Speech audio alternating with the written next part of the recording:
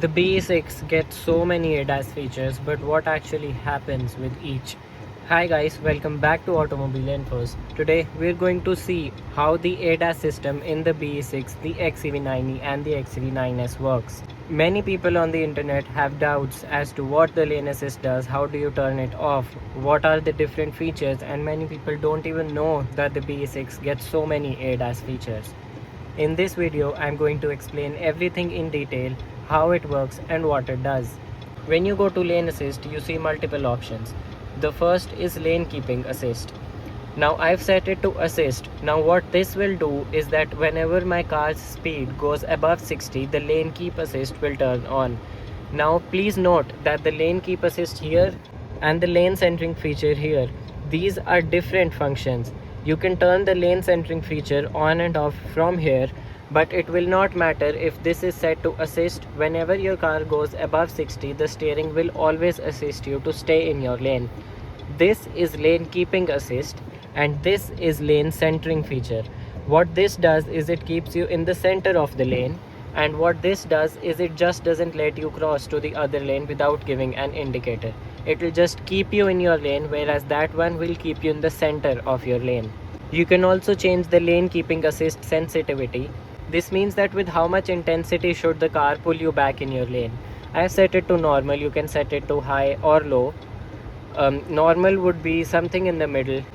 What highway assist does is, you must have seen that feature where the BE6 was flexed that it could change lanes on its own. That is highway assist. For highway assist to work, your car needs to be in cruise control and the lane centering feature needs to be on. Then the car will show you here that a lane is available for change, or you can also give an indicator. For example, if I give the right indicator, then the car will see if somebody is approaching from behind and if the road ahead is clear.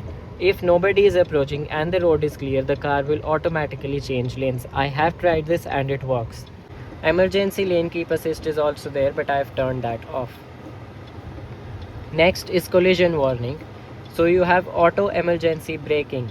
Now for example, that you're approaching a car that is in front of you and the car thinks that you're not going to brake. You can turn this on assist and the car will automatically brake for you. You can turn it off entirely and you can set it to just warning, where it will show you a forward collision warning here.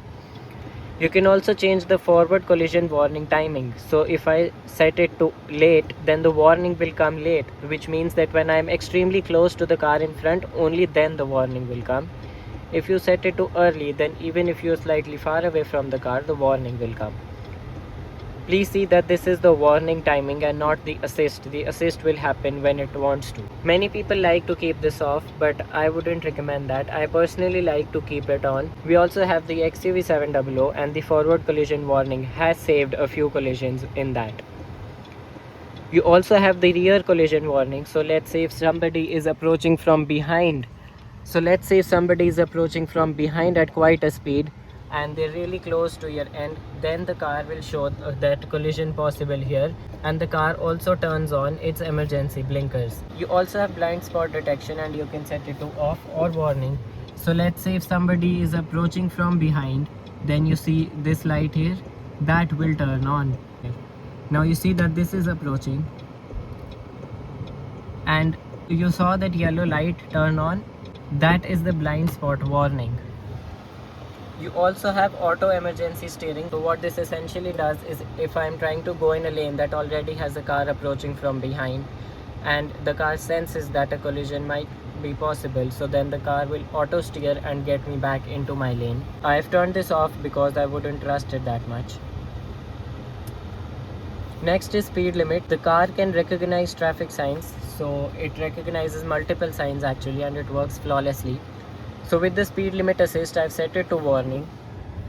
So let's say that the car reads a sign that says a speed limit of 50. 50 will be written here, and if I go above that speed limit, that icon will start blinking, telling me to slow down. It also shows up on the HUD. Right now there are no speed limit signs, so you can't see it. You can also set it to assist. So that way the car won't let you go above the certain speed limit until you press really hard on the accelerator. You also have speed limit tolerance. So if the speed limit is 50, now the car will let me go up to 55 and then give the warning. Then you have cruise control. Now you can link the sensitivity of the acceleration and braking to either the drive mode, which will be default, race, everyday range, etc. And you can also link it to driving style, where you can customize the driving style. So the acceleration I've set to medium and the response speed. So with how much intensity does it respond to a car braking in front of me or a car getting out of my lane. So for it to accelerate, you can customize that. Then you have driver assistance. This is really handy in traffic conditions. If the vehicle in front starts moving, you get an alert and the steering vibrates and it shows you here that the vehicle ahead has started moving. This is super useful in traffic. Then you have parking, so rear cross traffic alert. So if a car is approaching from behind and I try to open my door, the car will actually tell me that a car is approaching, and it will also give a warning here. This also works when your car is turned off until the battery of the car is on, which it usually is for a few minutes after you turn off the car. What rear cross traffic alert does is, if I am reversing and a car is approaching from the side where I can't possibly see it, then the car will give me an alert just like this. It shows me in the 360-degree camera that a car is approaching from this side or that side behind you. The car can also emergency brake while reversing, and that is also a feature that many people do not know. So guys, these were all the ADAS features explained in just about a few minutes. If you want to see each function in action, then please comment down below. I didn't show it in this video because this is already too long and nobody would watch a 20-minute video.